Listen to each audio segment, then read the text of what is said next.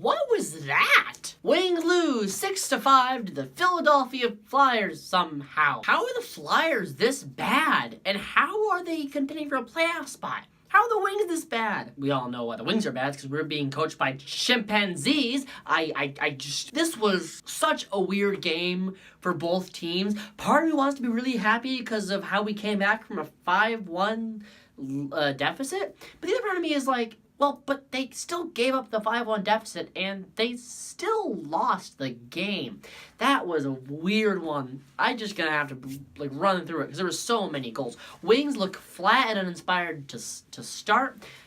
This team can't defend its way out of a paper bag, and I'm gonna repeat myself on a lot of these Flyers goals because the defense was just awful. But then again, Flyers defense was bad too. Eventually, we take a penalty. Gostisbehere just kind of walks in, shoots, scores, wraps it around.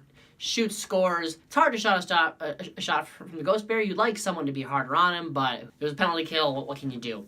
Anyway, though, the new look Wings top line of Tyler Bertuzzi, Dylan Larkin, and Gus Nyquist, which I really do like. I'd prefer their, Athanasiu or Mantha to be up there, but honestly, who cares? Actually, I'd like to see Zadina up there, but, Bertuzzi, brilliant pass to Gus Nyquist, who just puts it in. Tie game. Hey, this is looking like a pretty good game between two awful teams. Maybe this will be interesting. And it was interesting. But first, it very, very, very, very, very was not. Another Philly power play. Connecting just kind of shoots, and Howard cannot see the puck because DeKaiser is right in front of him. 2-1. And this is kind of be the theme of the night. Just players just shooting the puck in the net. Despite having two good goalies on either side, there wasn't a lot of, offensive firepower needed. The defense and the goalies just weren't amazing. Scott Lawton, right away after it, Larkin was not on him. He just free in, gets the pass, scores 3-1. Early in the third, the Wings cannot defend their way out of a paper bag. Lindblom shoots. No one's on Lindblom. It goes off of Howard's shoulder. Yeah, sure, weird bounce onto Voracek,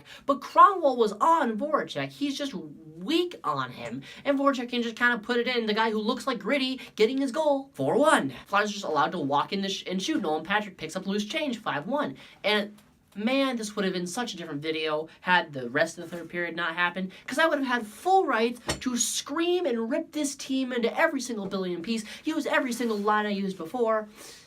But then the Flyers started to be awful. Horrible turnover to Tyler Bertuzzi, who can just kind of walk in and score. Bertuzzi had a pretty good return so far. That goal makes it 5-2, and I'm just like, okay, whatever. It's 3-goal lead. It's nothing. It's just to get some goals on the board. And then what might have been the worst goal allowed in a game with no defense effectively and 11 goals scored, Thomas Vanek just kind of walks into the zone leisurely, says hi to the, guy, just kind of neighborhood walk down the park, see some kids playing on a swing, enjoys the sound of the birds chirping in the air. Oh yeah, he's in a hockey game, but really, no one really cares about the fact that he has the puck. And he just kind of shoots it past Carter Hart, and it's 5-3. That was, wow. If I was a Flyers fan, I would be tearing the paint off the walls. There's no paint in here, I'm kidding. It's just cinder block. And the Kaiser shoots, deflected by Abby, I think. How are you letting Christopher and Danny DeKaiser and Justin Abelkader make you look bad on offense? Come on, guys. It's funny. It's like at a certain point, I got more mad at the Flyers. Probably because I wanted to tank this game away. But, man, I'll say this about the Wings. When the Wings are having a good night, doesn't matter how many goals you score on them, they just don't give up. And it was impressive to watch the Wings not give up. Despite it being 5-1, Bernie has to come in for Howard. Then, empty net, 7 seconds to go. Green, finally making a good play, fakes the shot right on the Mantha's stick. He deflects it past Carter Hart.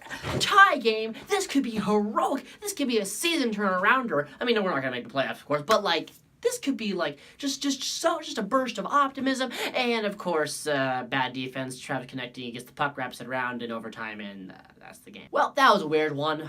Honestly, both teams should burn the footage. If you are a Wings fan, if you're in the Wings and you think you can learn anything from that game, there's nothing to learn. It was awful defense on both sides and just the weirdest game I've watched in a while. If you're a Flyers player, though, don't watch the tapes of this game. You did not. Okay, you played amazingly, at least you played pretty good against the Wings in the first part, but what was that third period? So, Wings fans, Flyers fans, everyone should be mad. And that's how I'm going to end it. No, I've been trying to be optimistic about this team. I'm struggling. I don't know what I'm waiting for. Trade deadline is soon. They were talking about Hockey Night in Canada that the Wings have asked Gus Nyquist for the list of teams he would be willing to waive his no-trade clause. By the way, our best trade asset in Gus Nyquist has a no-trade clause. Oh, also Thomas Vanek has a no-trade clause despite him being on a one-year deal, and very clearly the only reason why we got him was to trade him. We'll see what happens soon. Anyway, back-to-back, we're going home. Philly's playing us again tomorrow night. I have been Jacob. I will see you next time. So long.